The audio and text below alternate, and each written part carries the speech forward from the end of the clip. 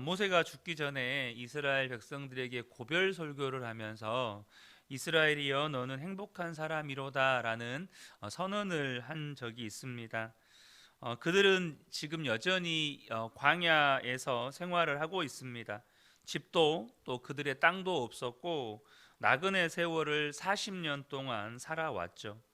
그런데 그들에게 그렇게 행복하다는 말이 무슨 의미일까요? 신명기 33장 29절을 보면 이스라엘이여 너는 행복한 사람이로다 여호와의 구원을 너같이 얻은 백성이 누구냐 그는 너를 돕는 방패시요 내 영광의 칼이시로다 내 대적이 내게 복종하리니 내가 그들의 높은 곳을 밟으리로다 라고 말씀을 하십니다.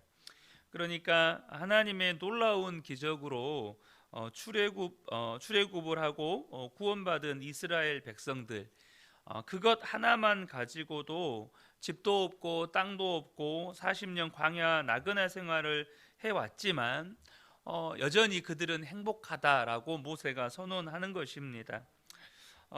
오늘 우리가 함께 읽었던 이 시편 114편은 바로 이 출애굽 사건, 하나님께서 이스라엘 백성들을 이렇게 구원한 민족이 있겠는가라고 말씀하셨던 그 사건을 시로 노래하고 있는 시편입니다.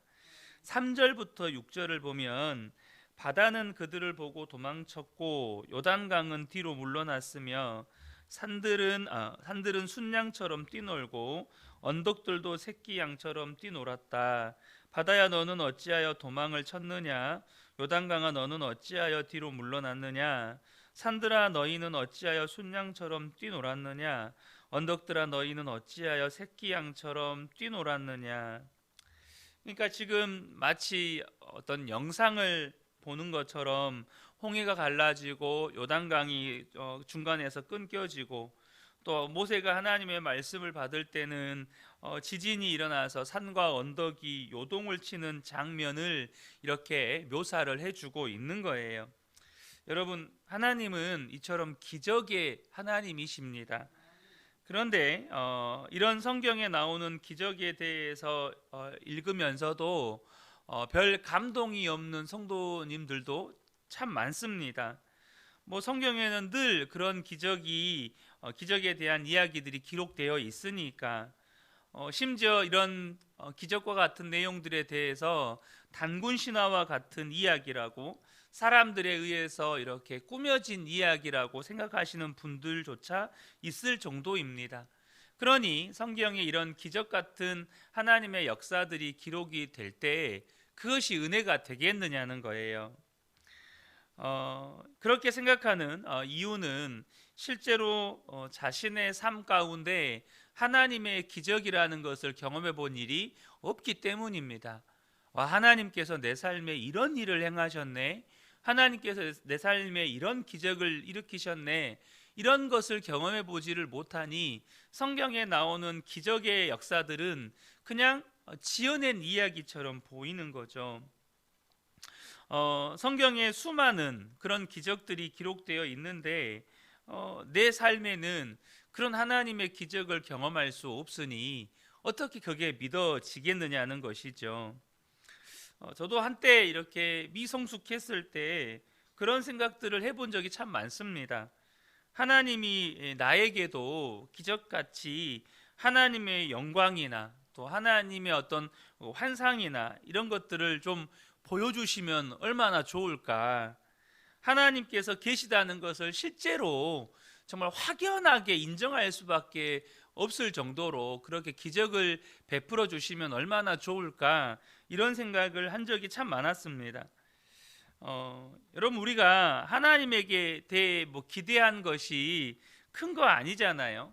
그러니까 예수 믿으면 정말로 하는 일마다 잘 되고, 예수 믿으면 어떤 불경기여도 사업이 잘 되고, 예수 믿으면 언제나 건강하고, 병이 들어도 기적적으로 탁 치유되고, 그런 거 아니겠습니까?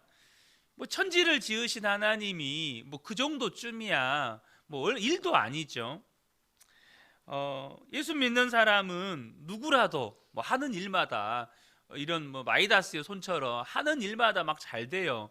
그러면 그런 사람이 전도도 하면 얼마나 쉽게 전도가 되겠어요?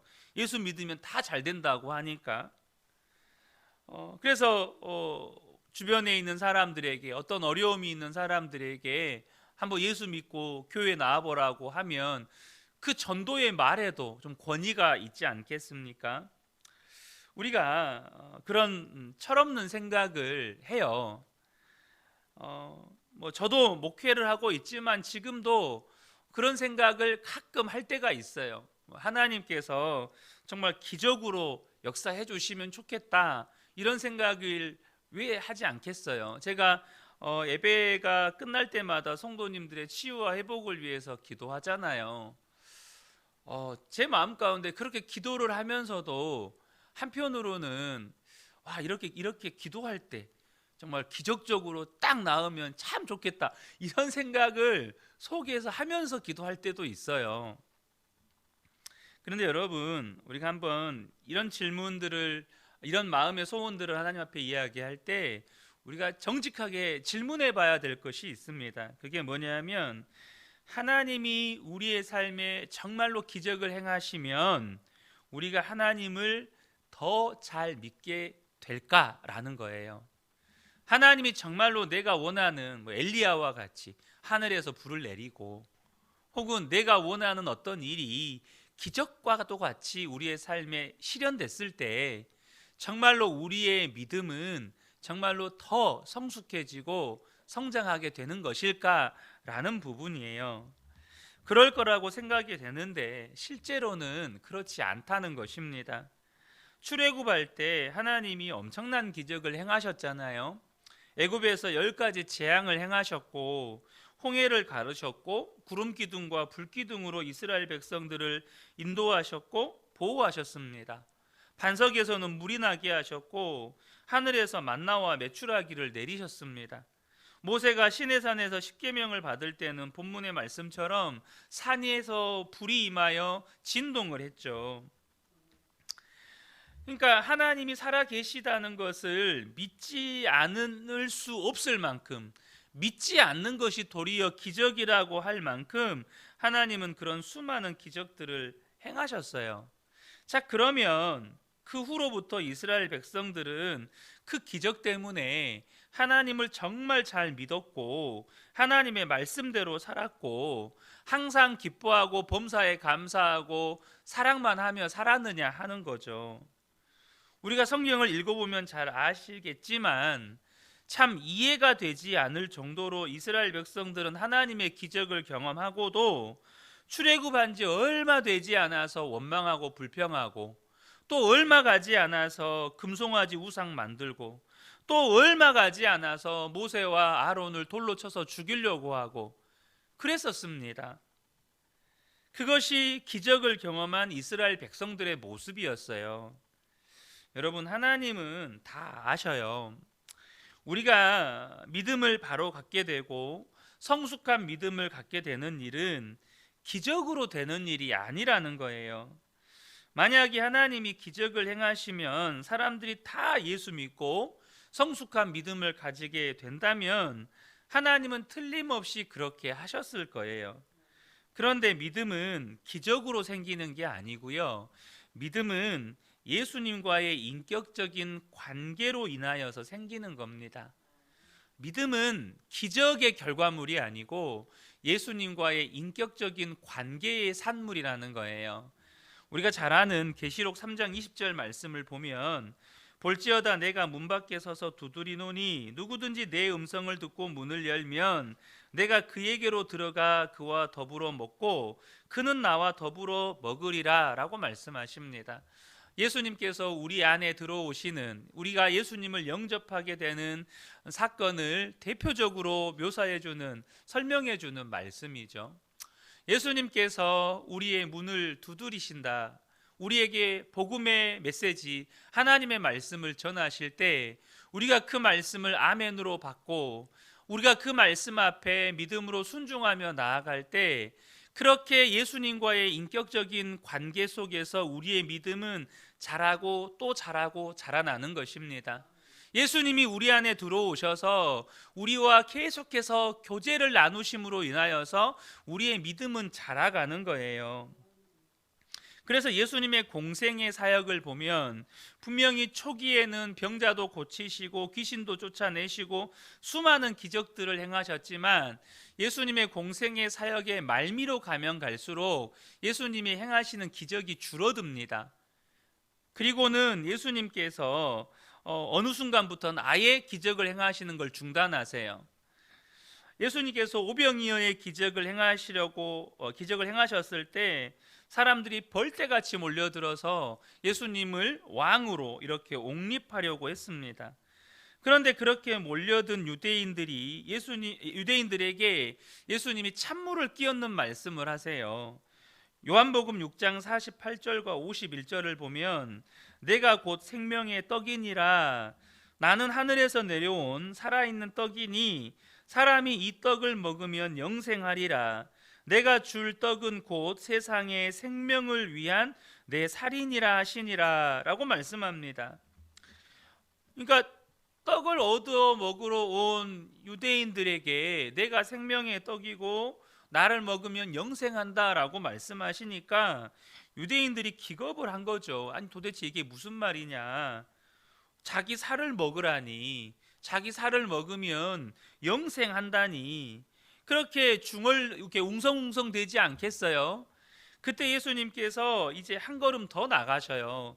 요한복음 6장 53절에서 57절을 보면 예수께서 이르시되 내가 진실로 진실로 너희에게 이르노니 인자의 살을 먹지 아니하고 인자의 피를 마시지 아니하면 너희 속에 생명이 없느니라. 내 살을 먹고 내 피를 마시는 자는 영생을 가졌고 마지막 날에 내가 그를 다시 살리리니 내 살은 참된 양식이요 내 피는 참된 음료로다.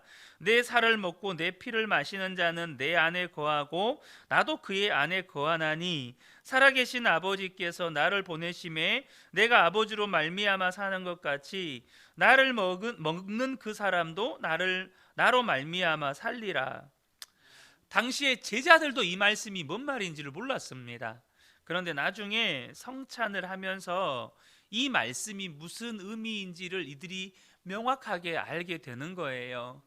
이미 우리의 피와 살이 되신 그 예수 그리스도, 우리 안에 들어오신 그 예수 그리스도와의 인격적인 관계 때문에 믿음은 자라나는 것입니다. 믿음은 성숙해지는 거예요. 하지만 그 당시에는 이게 도무지 이해도 안 되고 정말 거부감이 들 정도의 말씀이었죠. 그래서 그들은 다 예수님을 떠나갔습니다. 여러분, 예수님이 왜 그렇게 하셨을까요? 처음에는 기적도 무수히 행하셨다가 공생의 사역의 말미로 가면서 이제는 점점점 기적의 빈도수가 줄어들더니 아예 이제는 기적을 행하시는 것들을 중단하시고 말씀만을 전하시는 거예요. 여러분, 떡을 만들어 주는 것으로 그들의 영혼을 구원할 수 없기 때문이었습니다. 결국은 그들이 예수님이 그리스도이신지 믿느냐 안 믿느냐에 달린 것인지 기적을 경험하는 것으로 그들이 구원받느냐 구원받지 못하느냐가 결정되는 게 아니라는 거죠. 마귀가 예수님을 3번 유혹했을 때 마귀의 유혹의 핵심은 이거였어요. 기적으로 네가 하나님의 아들인 것을 증명해 봐라. 기적으로서 네가 하나님의 아들인 것을 증명해 보라는 거예요. 예수님은 단번에 거절하십니다. 왜냐하면 예수님이 하나님의 아들이신 것이 기적으로만 입증되는 게 아니기 때문입니다. 그러므로 저와 여러분이 하나님 기적 한번 일으켜 주시면 내 믿음이 더 분명해질 것 같아요. 하나님 기적 한번 보여주시면 우리 가족들 다 예수님 믿을 것 같아요 라는 생각이 얼마나 얕은 생각인지를 아셔야 한다는 거예요. 여러분, 바로가 10가지 기적을 보고도 그의 완악함이 여러분 없어지지 않았어요. 도마가 예수님이 부활하셨다는 소식을 제자들이 전해 주었을 때 만져보지 않고는 못 믿겠다 이랬잖아요. 예수님께서 도마에게 나타나셔서 부활하신 몸을 보여주시고 만지게 하셨어요. 그럼에도 불구하고 그때 예수님께서 도마에게 하신 말씀이 있었습니다. 요한복음 20장 29절에 너는 나를 본고로 믿느냐? 보지 못하고 믿는 자들은 복되도다. 뭐가 복되다고 말씀하셨죠? 보지 못하고 믿는 자들이 복되다는 거예요. 그 말은 보지 않고도, 기적을 보지 않고도 믿는 자들이 있을 거라는 거예요. 바로 저와 여러분이잖아요. 우리가 하늘에서 불이 내리는 걸 봤습니까? 홍해가 갈라지는 걸 봤습니까? 혹은 기도로 죽은 사람이 살아나는 걸 봤나요? 우리는 그런 기적을 보지 못했지만 예수님을 믿어요. 예수님을 사랑해요. 그 이유가 뭔가요? 예수님과의 인격적인 교제가 있었기 때문입니다. 기적을 통해서 예수님을 믿을 것 같지만 실제로 여러분, 믿는 것은 전적으로 성령의 역사입니다. 그리고 기적을 통해서 믿으려고 하는 것은 더 큰 올무에 빠지게 만들어요. 마귀가 유혹했잖아요. 기적으로 하나님의 아들임을 증명해라. 여러분, 이단들이 혹은 신비주의자들이 왜 그렇게 이단에 빠지죠? 기적으로 하나님을 경험하려고 했기 때문이에요. 지금도 이단들은 기적 같은 것을 이렇게 꾸며내서 사람들의 마음을 사로잡아요. 여러분, 잘 아시는 여러분 주변의 이단들을 보시면 참 신기하지 않아요? 어떻게 저런 것에 속아 넘어가지? 최근에 그 한 이단이었던 그 이재록이라고 하는 분 아시죠?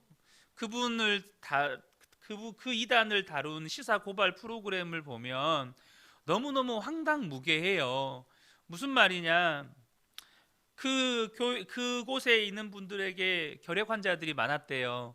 그런데 병원에 가면 안 돼요. 그건 믿음이 없는 거예요. 반드시 기도로만 나아야 되는 거예요. 그러니까 이분들이 결핵 진단을 받고도 병원에 가지 않고 그러다가 돌아가신 분들이 많았어요. 심지어 무슨 집회가 있어요. 하늘에서 그 천사들이 내려온대요. 그럼 거기에 모인 모든 사람들이 보이지 않는데 보이는 것처럼 행동을 하는 거예요. 왜요? 못 본다고 하면 자기는 믿음이 없는 거니까. 그러니까 앞에서는 이제 천사들이 내려온다고 하니까 다 하늘을 봐요. 그런데 보이지 않는데 보이는 것처럼 다 와 이러고 있는 거예요. 얼마나 여러분 미혹이라고 하는 게 무서운지를 아셔야 합니다. 여러분, 저와 여러분이 기억하셔야 합니다. 믿음은 기적을 통해서 갖게 되는 게 아니고 예수님과의 인격적인 관계 속에서 우리의 믿음은 생기고 자라나는 거예요. 예수님을 영접하는 순간 믿음이 생기고 내 안에 들어오신 예수님과 교제하면서 우리의 믿음은 자라가는 겁니다.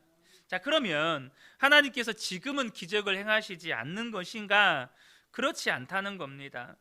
우리가 기적을 구하기보다 지금 일어나고 있는 기적을 보는 눈이 열리게 해달라고 하는 것이 올바른 기도예요. 하나님은 저와 여러분의 삶 가운데 지금도 기적을 행하고 계세요. 병자를 고치고 혹은 죽은 자를 살리고 내가 원하는 무언가가 기적처럼 이루어지고 이런 기적이 아니라 우리의 삶 가운데 하나님께서 베풀어 주셨던 일상의 삶이 기적이라는 거예요. 그런데 중요한 것은 이것을 바라보는 믿음의 눈이 열리지 않으면 그것은 기적이 아니에요. 박완서 작가가 일상이 기적이라는 시를 썼는데요. 한번 들어보시면 좋겠습니다. 덜컥 탈이 났다. 유쾌하게 저녁 식사를 마치고 귀가했는데 갑자기 허리가 뻐근했다. 자고 일어나면 낫겠거니 대수롭지 않게 여겼는데 웬걸 아침에 침대에서 일어나기조차 힘들었다. 그러자 하룻밤 사이에 사소한 일들이 굉장한 일로 바뀌어 버렸다. 세면대에서 허리를 굽혀 세수하기, 바닥에 떨어진 물건을 줍거나 양말을 신는 일, 기침을 하는 일, 앉다가 일어나는 일이 내게는 더 이상 쉬운 일이 아니었다. 이때 중국 속담이 떠올랐다. 기적은 하늘을 날거나 바다 위를 걷는 것이 아니라 땅에서 걸어 다니는 것이다. 얼마 전에 젊은 날에 윗분으로 모셨던 분의 병문안을 다녀왔다. 몇 년에 걸쳐 점점 건강이 나빠져 이제 그분이 자기 힘으로 할 수 있는 것은 눈을 깜빡이는 정도에 불과했다. 예민한 감수성과 날카로운 직관력으로 명성을 날리던 분의 그런 모습을 마주하고 있으려니 한때에 빛나던 재능도 다 소용없구나 싶어 서글픈 마음이 들었다. 돌아오면서 지금 저분이 가장 원하는 것이 무엇일까 생각해 보았다. 혼자서 일어나고 좋아하는 사람들과 웃으며 이야기하고 함께 식사하고 산책하는 등 그런 아주 사소한 일이 아닐까. 다만 그런 소소한 일상이 기적이라는 것을 깨달았을 때는 대개는 너무 늦은 뒤라는 점이 안타깝다. 여러분, 이거 우리가 일상에서 늘상 경험하는 일입니다. 하지만 우리가 건강을 잃어보면 걷는 것조차, 말하는 것조차, 심지어 숨 쉬는 것조차 하나가 쉽지가 않아요. 다시 말하면 우리가 평상시에 당연하다고 여겼던 그 모든 일들이 하나님께서 우리에게 기적처럼 베풀어 주신 은혜라는 거예요. 여러분, 세상이 인간의 과학이 아무리 발달해도 100년을 뛰는 엔진을 만들 수가 없어요. 그것도 동력도 없이 100년을 뛰는 엔진을 만들 수가 없어요. 하지만 우리의 심장은 우리가 살아있는 동안 70년이건 80년이건 100년이건 동력도 없는데 뛰어요. 우리는 그걸 너무나도 당연하게 받아들이지만 그것이 하나님께서 우리에게 베풀어 주신 기적 중의 기적이라는 거예요. 그런데 이것조차도 하나님께서 우리에게 일상의 기적이라는 것을 볼 수 있는 믿음의 눈을 열어주시지 않으면 그게 여러분 우리에게는 감사가 아니고 불평이 되더라고요.